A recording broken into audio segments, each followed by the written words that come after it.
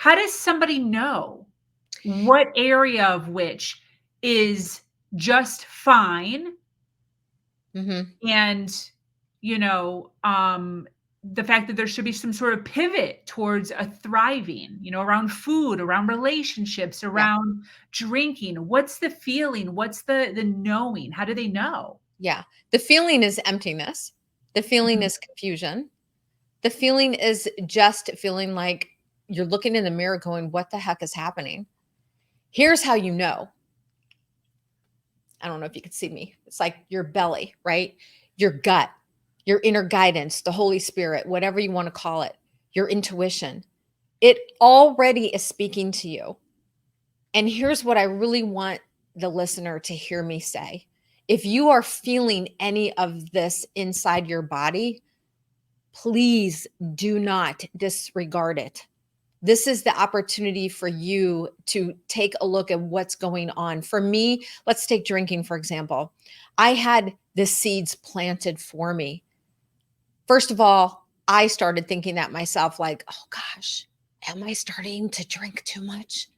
And then I had two people tell me that they were starting to become concerned for me. One of those was my husband, and the second one was a very dear friend of mine who I used to get my eyelashes done. I used to get the extensions put on, and I would show up in her chair every Saturday morning, hungover.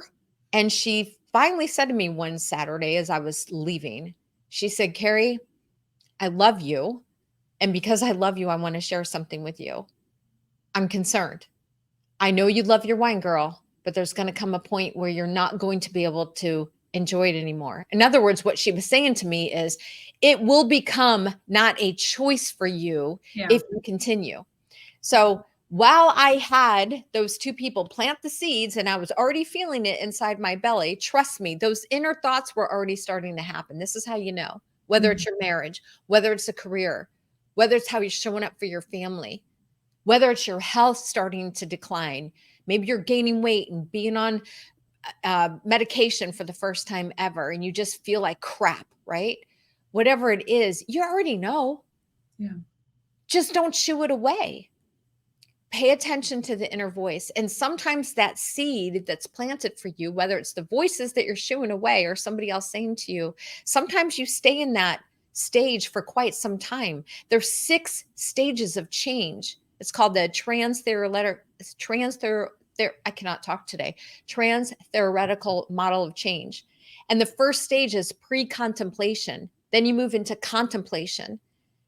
The pre-contemplation and contemplation stages is when you are hearing those voices and you're having people say something to you, right?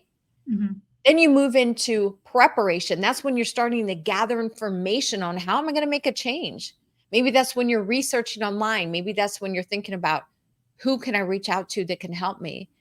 For drinking, maybe it's like checking what your options are.